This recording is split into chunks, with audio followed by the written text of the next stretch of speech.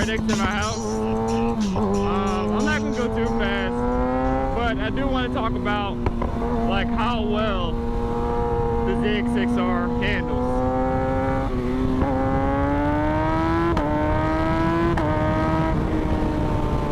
Especially for street purposes.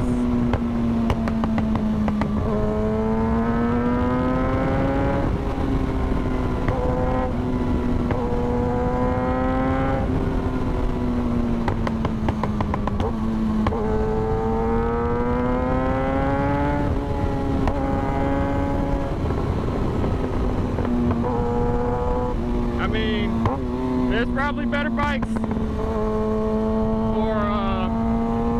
track purposes. Shoot, I think the Yamaha R6 is better for the track. But for the street,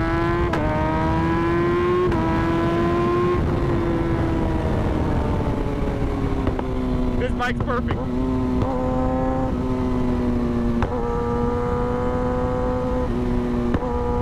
Especially if you get the suspension set up right for yourself.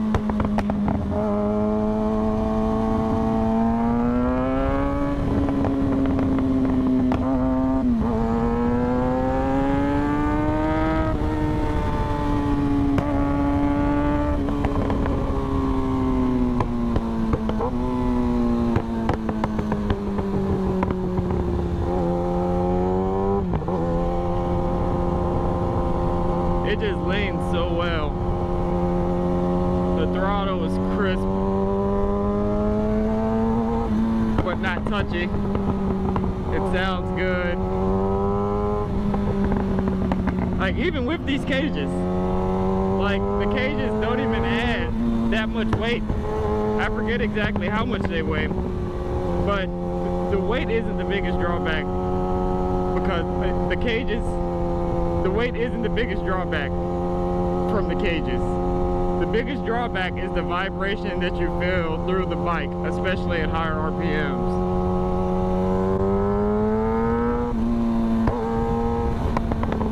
That's the only real drawback I have from having the cages on the bike.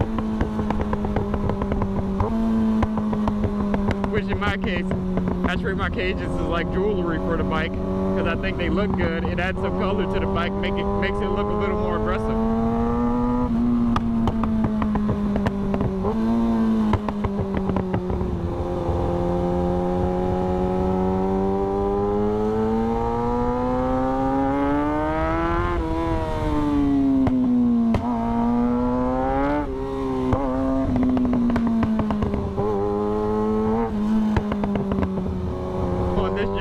ZX6R, pretty much all the new gens. The brakes aren't the best, but the front end under load feels so good that you know exactly what's going on where you start getting heavy in the brakes, to the point where if you want to lift the rear wheel, you can on command, or you can just come to a stop as fast as possible.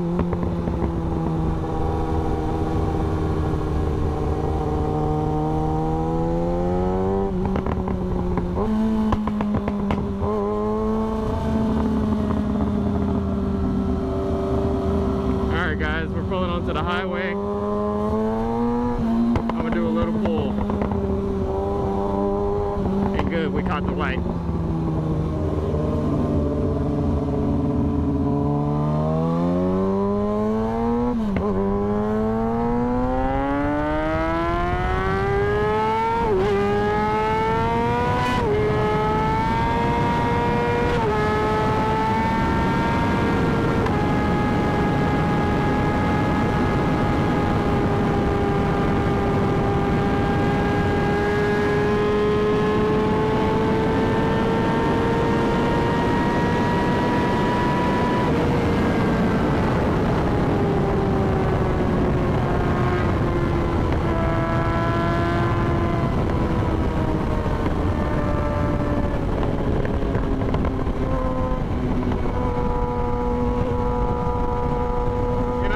I didn't hit 160 right there,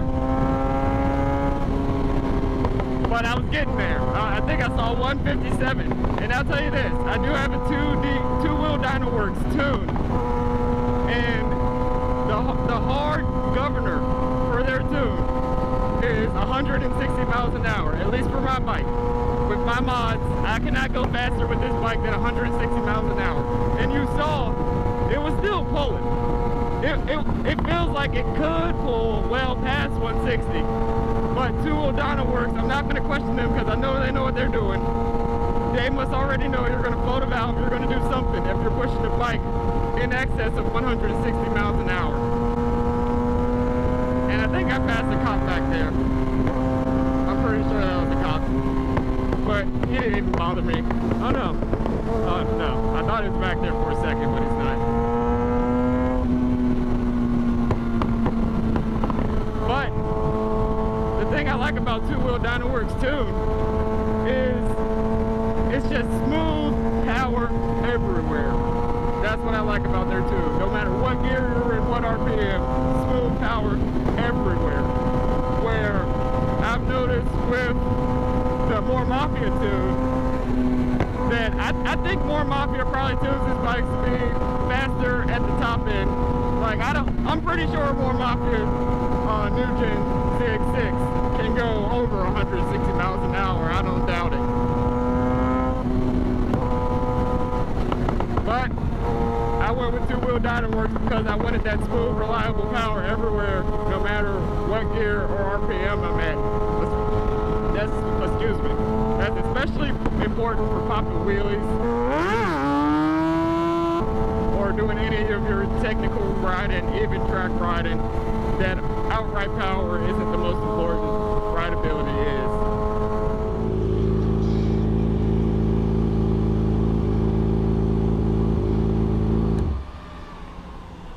Alright guys, 10,000 mile review on the ZX6R.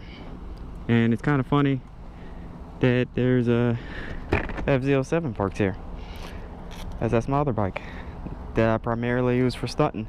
And that's a completely stock one, it looks like.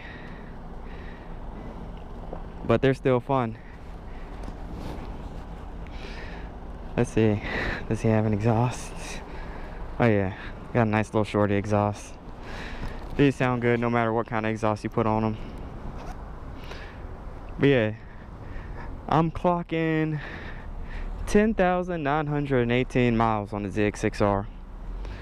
And I'll tell you a little bit about the mods that I have. Manual fan switch. And a lot of people think that when you put a manual fan switch on a bike that it no longer turns on when the ECU, where the radiator gets to a certain temp. The ECU no longer turns the fan on. It still does. This bike has a two-wheel Dynaworks tune, and I think they set their fan temps to turn on at 195 and then turn off at 185. I'm not sure, don't quote me on that. I'll put it on the screen when I post this. But other than the manual fan switch, I also did you can't really see it, but an extended oil pan and pickup tube. The stock oil pan stops like right here and is flat at the bottom. This one extends about 3 inches and it adds a little bit of depth on the bottom. And that's just to keep the bike from oil starvation when it's in wheelies. Also, I got a cut seat so I have somewhere to put my foot instead of just your traditional staggered sit down. And also do foot in the trunk. I do not have a handbrake on this bike. Stock brakes. I did upgrade the rear brake line to a stainless steel brake line. But other than that, completely stock brakes. The front brakes are still the OEM, the only OEM lines. And even stock pads. I did have to replace the rear brake pads once, and I just replaced them with OEM because I like how they feel. I have not yet had, in 10,000 miles, even rolling stoppies, I haven't had to replace the front brake pads yet. even though when I do, I'm just gonna go with OEM pads. Also, this is the stock headers, but I pulled out the cat with a Hilti, the rotary hammer drill saw. That's what I had to use to get the cat out of these headers, because I heard it's really hard to do it with just like a screwdriver and a hammer, or what do you call those things, a chisel and a hammer. That is really hard to get it clean, and it takes a lot of hard work and hours. With the Hilti hammer drill, I got the cat out of this bike in about 45 minutes. Yeah, so I got straight piped headers with an M4 slip-on exhaust, and the M4 slip-on does delete the muffler and the resonator box, which is why it's so much louder than stock. Also, when I did the two-wheel Dynaworks tune, I also put in a DNA air filter, and these cages are Impaktech cages for the 19 plus, and if you have a 19 to 2023, you will not have to cut your fairings. But if you have a 2024, you will have to make a small cut right here to get to that bolt.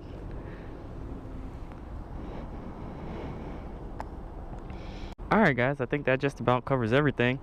The only other things I can think of that I didn't just cover were I have spools, like the oversized spools that are actually from my FZ that I just drilled out and put a bigger bolt in them. I think it's an 8mm bolt I had to put in to use them on this, and they've been just fine. And oh, also I have lights on this bike. You can't really see them right now. You might be able to see a little bit of yellow reflecting on the fender, and they're the lights that they're connected to the rear brake. So when you hit the brake, they turn red. All the lights on the bike turn red, and they're also connected to the turn signals and the hazards. Alright, let's get on the road.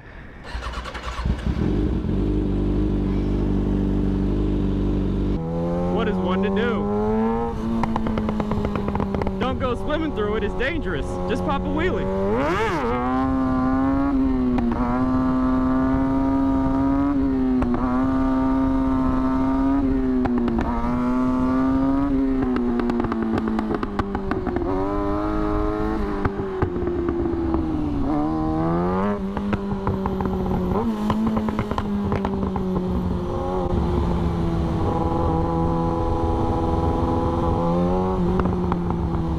That was a staggered.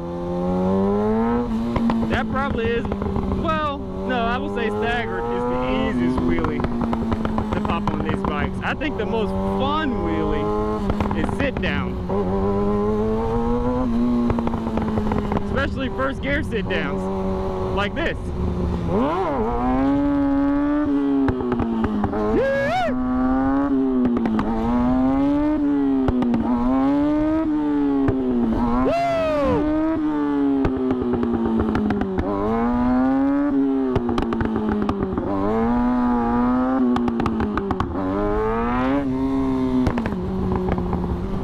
I love this bike, y'all. I love this bike.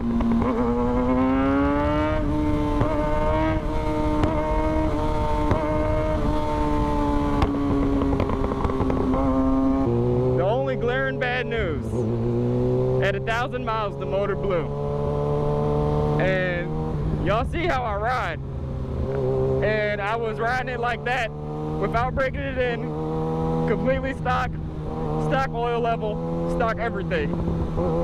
I was riding like that, so it blew up at 1,000 miles.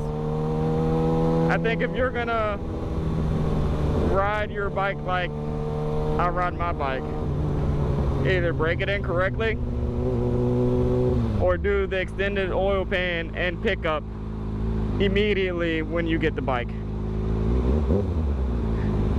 But yeah, other than that blow up, that was covered under warranty, I'll say. Whole new motor under warranty. So other than that, this bike has been bulletproof. Since the rebuild, I haven't had to do anything to this bike other than replace stuff that, you know, goes bad, regular wear and tear stuff, and I don't even think it's been at an accelerated rate. It's just been like normal stuff that everyone's gonna have to do anyway.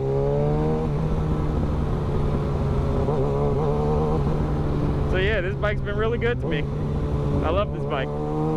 The only bad thing I have to say about this bike is the oil filter is on the left side of the bike, the left side of the motor, like almost smack dab in the middle of the bike, which is really annoying because you have to like stick like some aluminum foil or like a cut piece of plastic so you don't have oil draining down the side of the motor when you pull the filter off.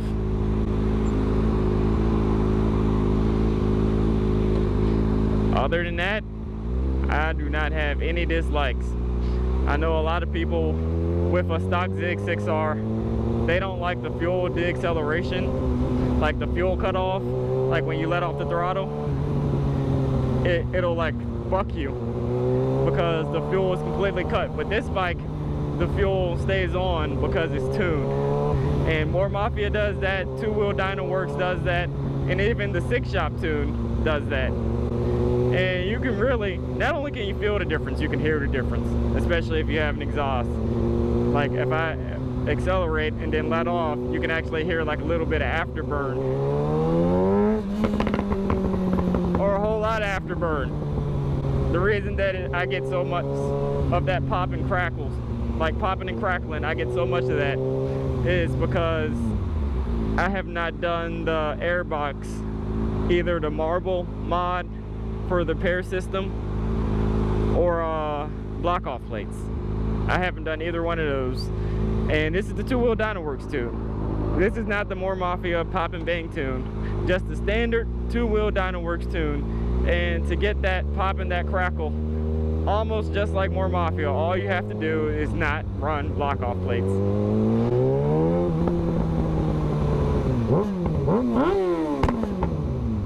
Yep. No need to pay an extra 150 or 200, whatever it is, for the More Mafia pop and crackle tune. And don't get me wrong, your bike will run smoother if you have block off plates installed